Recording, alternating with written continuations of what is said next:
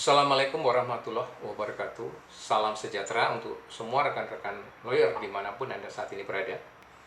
Kiranya kita semua dalam kondisi yang sehat walafiat, tak kurang satu apapun di bawah perlindungan Tuhan yang Maha Kuasa. Nah, rekan-rekan, sebagaimana kita tahu saat ini, situasi dan kondisi ekonomi Indonesia cukup tertekan. Menteri Ekuin, Hartanto Erlangga, mengatakan ekonomi Indonesia masuk ke zona negatif. Kata zona negatif saya kira ini bahasa lain dari kemungkinan resesi.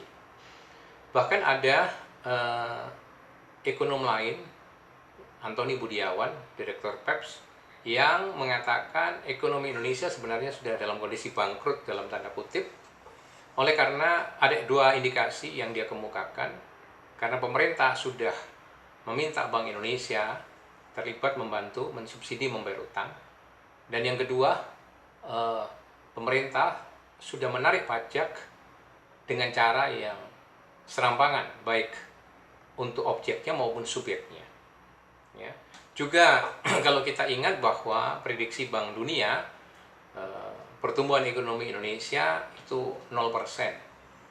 Bahkan dari pihak DJP sendiri mengakui bahwa tax ratio Indonesia turun 2% dari 11% menjadi 9% di periode Januari sampai dengan April yang lalu. Dan saya kira saat ini memang belum cukup terangkat kembali.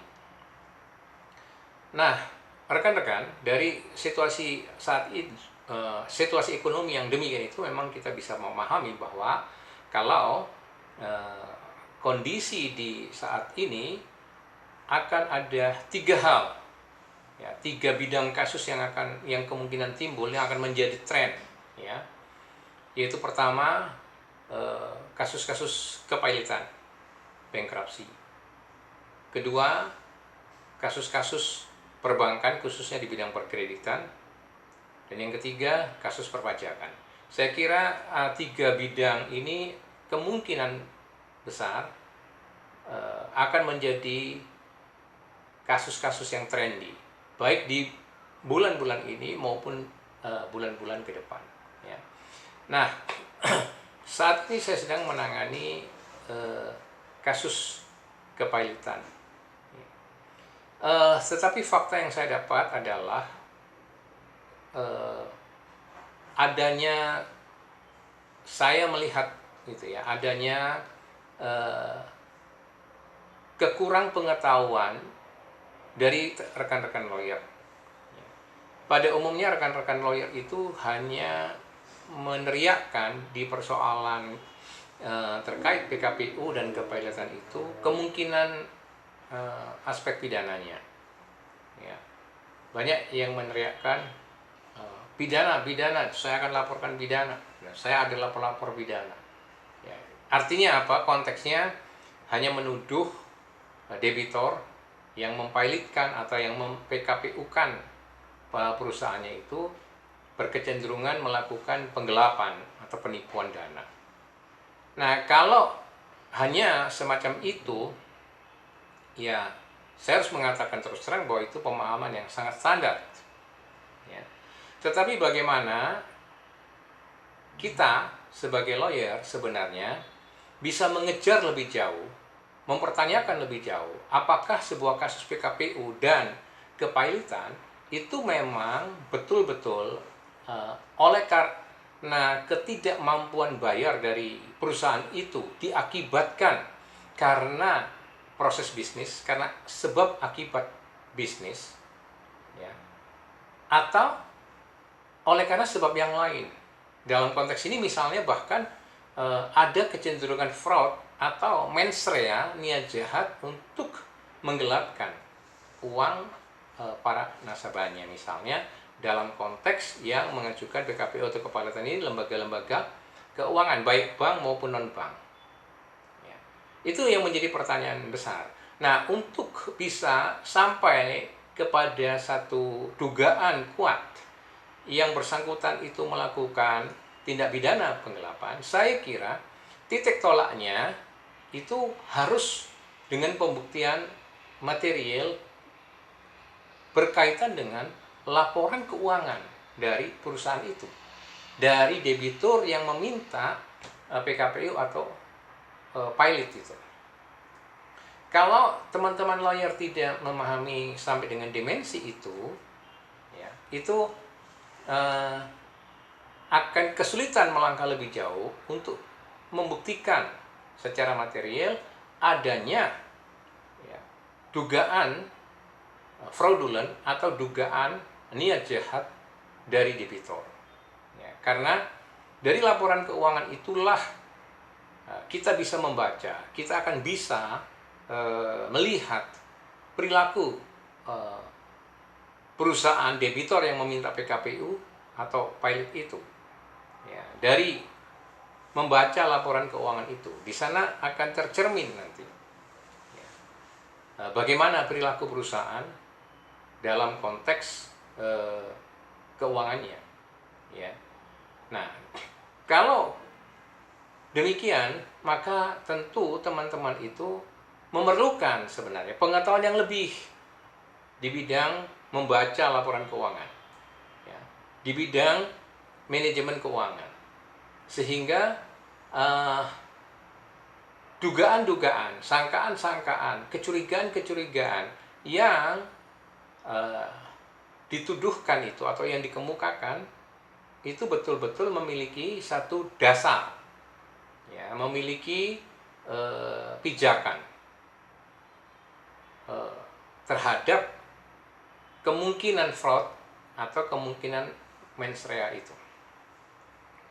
Nah, maka di sini tentu teman-teman harus menyadari betapa penting atau perlunya, ya, ilmu penunjang di bidang akuntansi dan manajemen keuangan di dalam kasus-kasus PKPU dan kepailitan. Ya. Karena jangan lupa teman-teman, peranan pengacara, peranan advokat, peranan lawyer di dalam kasus-kasus PKPU dan kepailitan itu sangat penting. Karena undang-undang kepailitan sendiri mensyaratkan manakala ada debitur yang ingin mengajukan PKPU, itu permohonannya harus ditandatangani dengan lawyernya. Ya. Demikian juga ketika dia mengajukan pilot, juga harus ditandatangani dengan lawyernya permohonan itu. Nah, masalahnya adalah ketika seorang lawyer kemudian tidak memahami, ya, minimal memiliki kemampuan membaca laporan keuangan, maka nanti ketika di depan persidangan dituntut pertanggungjawaban untuk membuktikan posisi insolvensi dari kliennya ini, maka di situ akan mengalami kegagapan. Ya, apakah insolvensi yang memang dipakai menjadi dasar PKPU dan pilot itu sungguh-sungguh dapat dibuktikan dengan bukti-bukti yang sah dan meyakinkan, atau malahan hanya berkelit saja, ya, nanti perbantahannya itu menjadi debat kusir karena hanya diwarnai dengan penuh kelit gitu, ya, penuh dengan bualan-bualan, dalil-dalil yang sebenarnya tidak memiliki basis data pembuktian untuk pembuktian. Nah, karena itu sebagai salah satu contoh saya memberikan ini contoh, ya, kasus yang saya tangani, misalnya bahwa di dalam persidangan itu begitu banyak hadir kreditor dan juga beberapa lawyer-lawyernya, tapi tidak satupun ketika tim pengurus dan hakim pengawas itu membuka persidangan itu, ya, dan memberi kesempatan kepada para kreditor untuk menyampaikan pendapat-pendapatnya, tidak satupun dari lawyer atau kreditor itu menuntut pembuktian debitor pilot atau PKPU itu untuk membuka laporan keuangan. Ya. Padahal segitu banyak lawyer dan segitu banyak para kreditor. Nah, dari sana saya menangkap satu indikasi bahwa mindset dari teman-teman lawyer ini belum sampai ke sana. Padahal sekali lagi, untuk membuktikan apakah PKPU dan PALID itu benar-benar berdasarkan insolvensi yang tidak direkayasa, ya, yang benar-benar karena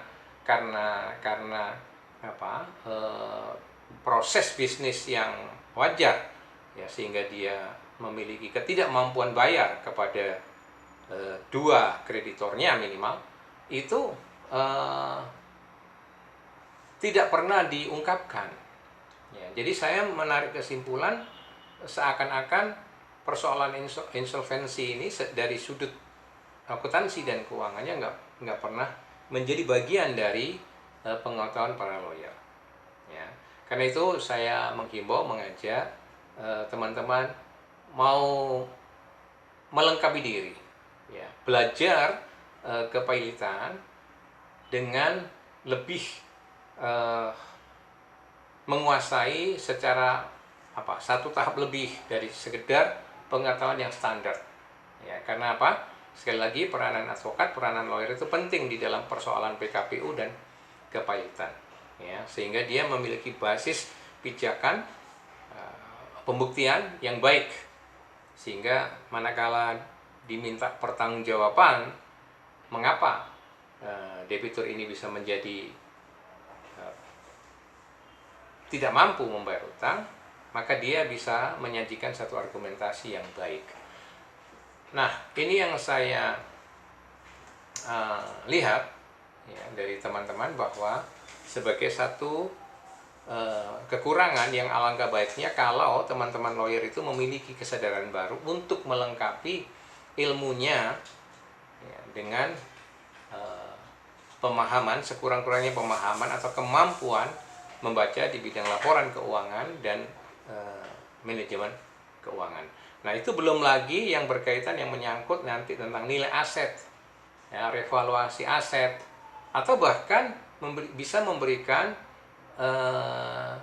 masukan-masukan, strategi-strategi alternatif, ya, alternatif bagi kliennya, khususnya yang kalau kliennya adalah debitur PKPU atau PALID. Ya, ada banyak kemungkinan, tidak hanya satu arah, tapi ada kemungkinan lain yang bisa diberikan sebagai satu strategi penanggulangan insolvensi itu. Demikian saya kira dari saya, mudah-mudahan ini bisa bermanfaat dan salam sehat.